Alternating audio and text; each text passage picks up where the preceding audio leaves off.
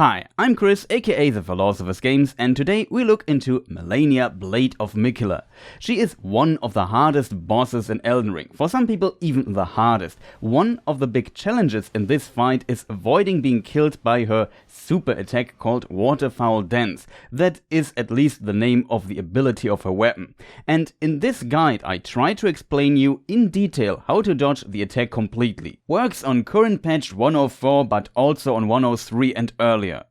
In phase 1 it's probably the easiest to dodge because you roundabout know when it's coming, even before seeing the wind up animation for it. She does it for the first time in phase 1 when her health is down to 70 to 65% and a second time when she's down to around 30%. So when you keep an eye on the health bar you can prepare for the attack and keep a bit of distance, though sometimes she is stubborn and won't do it right away.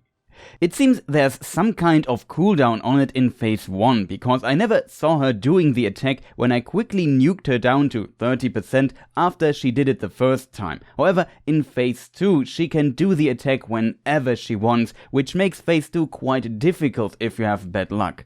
I had one try where she even did it 2 times almost in succession with just a normal attack in between. Not sure if she can do it twice in a row directly though, but I would not rule it out. Still, it seems to be very rare. So why is it important to know when the attack is coming? This has to do with the first method to dodge it, which is in my opinion much easier and more consistent than the second method.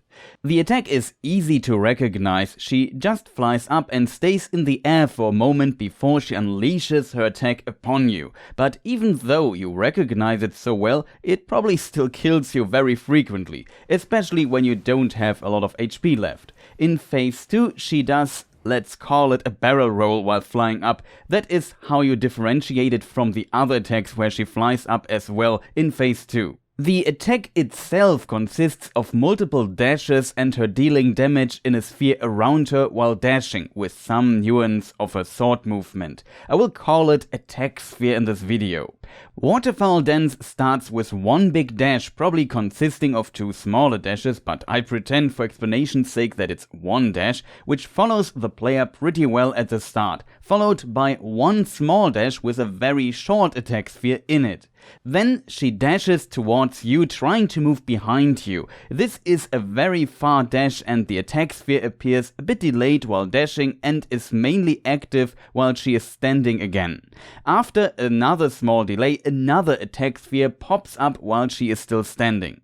The biggest problem of this attack is definitely the first big dash, and here method 1 is very helpful, which sadly only works in phase 1 reliably in my opinion. All you have to do is outrun the first big dash. If you see her HP running below 70 and later around 30% in phase 1, play it a bit passive and keep your distance. Try to have some space behind you as well. Then, when she flies up and you recognize the attack, sprint away until she completes the first big dash. It should not hit you when you keep running. If it gets close, roll 1 time at the end. Some people manage to outrun it and roll at the end even when relatively close while being naked. I guess with lower equip load you run a bit faster, but I could not reproduce it well. The next dash only has a very short attack sphere and you can completely iframe it by rolling through it, which is what I recommend doing. Always roll into her direction, into the attack, because from my experience it makes dodging the next part of Waterfowl Dance easier.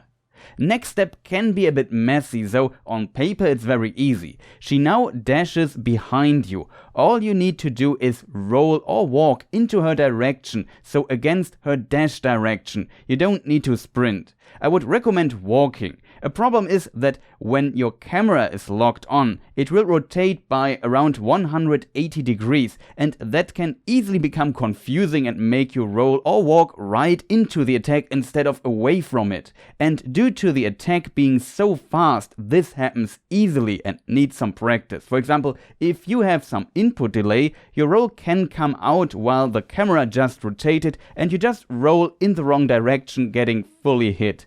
Be careful here. If you walk, you should not get hit by her while dashing and need to adjust your movement according to the camera. Needs a bit of practice. As you can see, this is one method to dodge the attack, and you can get pretty consistent with it.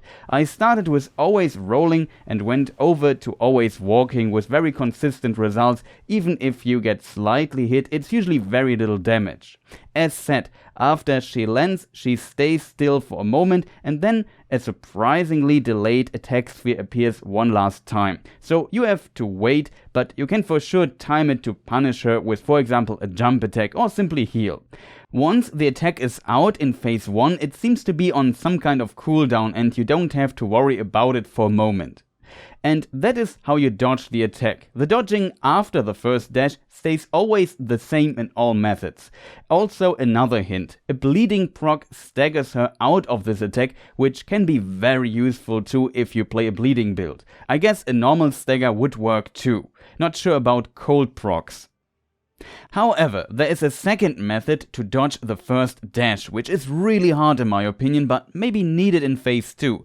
Your timing needs to be spot on for this. Method 1 works best if you have some distance when she flies up and is very consistent in this scenario. Method 2 works best when you are very close, basically right under her. For example, you are still in an attack animation and she flies up. When you are very close, you maybe have to wait a very short moment depending on when you start moving, or just start walking already without sprinting, and then start sprinting in a circle around her while she is in the air with the goal to stay behind her. You must be behind her when she starts dashing. Be careful, below her is an area with a collision which can block your running. It's like an invisible object. It's there where she stood before flying up. To help seeing if I'm behind her, I look at her foot and use this as reference where her back is. She angles one leg and you see the bottom of the foot. That at least helps me as visual indicator. The ability of an attack to follow the player is often called tracking in, for example, 3D fighting games. The weird thing is, when you sprint around her, she tries to keep you in front of her and rotates with you in the air. But at some point, she can't rotate fast enough and loses tracking. However, if you sprint too long around her, she can suddenly snap back into tracking instantly and align to you again. At least that is my experience. I assume because you outrun her too much and don't stay exactly behind her anymore. This you have to avoid, and that is why the timing is so important. I guess if you slightly increase the radius of your circle, you could maybe avoid it as well. If timed right though, she loses tracking. When she then starts dashing, roll away from her into the opposite direction of her dash. Rolling in Souls games often lowers tracking of enemies a bit, which I think is part of what makes this possible here. So if done right, we won't get hit. Dodging the rest is exactly the same as in method 1. Watch out for the 180-degree camera rotation. If you can handle it, you could also unlock the camera to avoid the 180-degree spin completely, but I'm not good with this. So it's very precise, but should you master it, it will help you a lot. The roll timing needs some practice too. When she hits you while running, it's a counter hit and you receive more damage, which can be very deadly. So there comes some risk with this method. However, there is a third method. You can simply block the first part of the attack. In a level 1 run, you could for example use the Great Turtle Shell and use its Barricade Shield ability, which buffs the shield's guard boost by 40%, reducing stamina consumption on block. It works perfectly with a not upgraded Turtle Shield, but keep in mind it has not 100% block and a bit of damage bleeds through it. Be careful, the attack otherwise eats a ton of stamina if you block it with a medium shield. Great shields work fine as well. The rest of her attack you should then just dodge as explained. If you can manage the shield switch mid-combat, if you for example two-hand your weapon or play with a weapon in each hand, this is the safest and most consistent method by far. If you don't mind using a shield, go for it. Last, I want to hint at an emergency method. There might be cases where you are too close to run and too far to get close, or you were simply surprised. In those situations, try to roll into the attack and try to roll a second time in the attack sphere. Often I have to spam roll to achieve this. In this case, you iframe a good portion of the attack sphere and get less damage. Probably this still won't work in a level 1 run, but lets you at least survive the first dash in normal playthroughs, even with lower health around 30 vigor. The rest of the attack you dodge as explained. When the last delayed attack sphere appears, you can heal up. Of course, you 100% get damage here, but you can survive. In phase 2, you might get surprised by Waterfowl Dance at times, and then this can become helpful. When you spam the roll button, avoid rolling 3 times by accident though, else it will be tough to dodge the second dash. For completeness' sake, you can also use the Bloodhound step Ash of War quite well to dodge this attack. Spoiler warning for the location if you want it.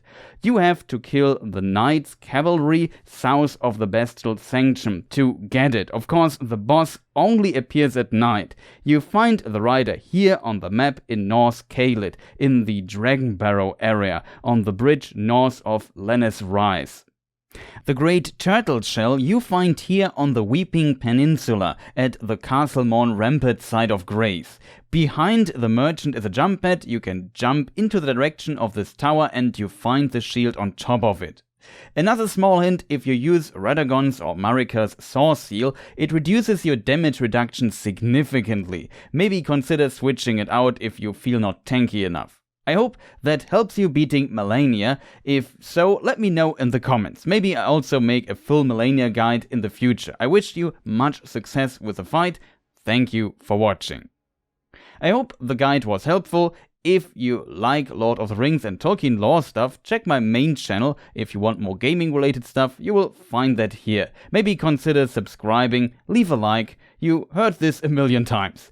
I'm also still playing Elden Ring on Twitch, currently planning my level 1 run and hating the gargoyles.